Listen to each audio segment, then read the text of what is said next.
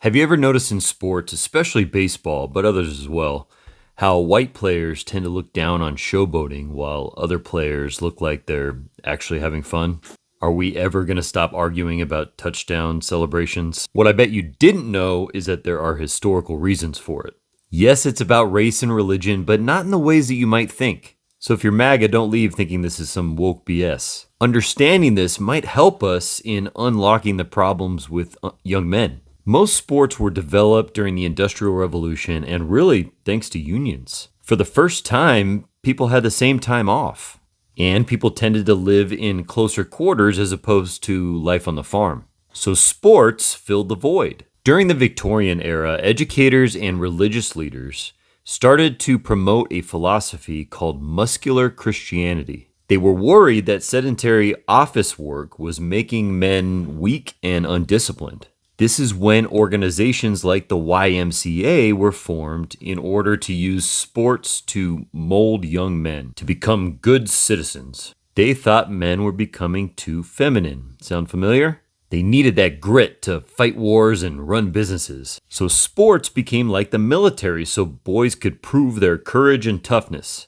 to take pain without complaining, to listen to authority without questioning it. Schools and universities soon adopted sports, and it became a source of pride to see the strength of our young men, something we know Donald Trump happens to love. Look at this guy over here. I don't know who the hell he is, but he is one hell of a specimen. This is one hell of a physical specimen. I thought I was big until I met you, Joe. You know, you're fantastic. That's what I like.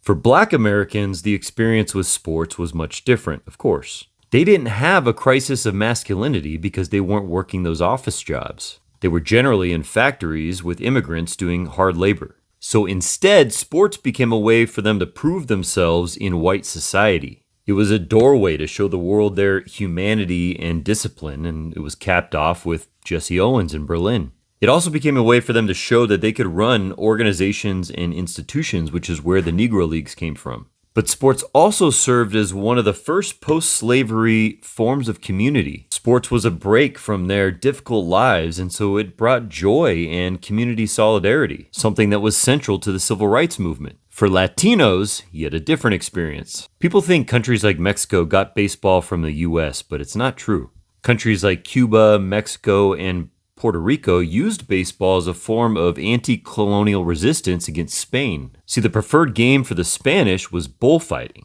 and so this was a non-violent, peaceful alternative. In fact, baseball games became a place for workers to organize. They could talk about things like potential labor strikes away from their bosses. But similar to Black Americans, it was something that brought joy and solidarity. As with the Negro Leagues, the Mexican leagues put a crack in the white superiority complex when they would consistently beat white teams. And then finally, Asian Americans. Japanese Americans generally played baseball, while Chinese and Filipino Americans usually played basketball. For Asian Americans, a lot of this was about loyalty, and so you do see some of the same traits as white Americans. They were trying to prove their Americanness, and so they modeled themselves after white players oftentimes.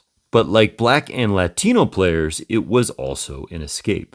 In fact, one of the first things that Japanese Americans did in the internment camps in World War II was to build dirt baseball fields. So while there's, of course, many exceptions, and over the years each race has influenced each other, you can see why each of them plays their game a little bit differently. So if you're a white pitcher out there and a Latino player happens to showboat a little bit after hitting a home run off of you, instead of getting all butthurt, maybe you could learn something.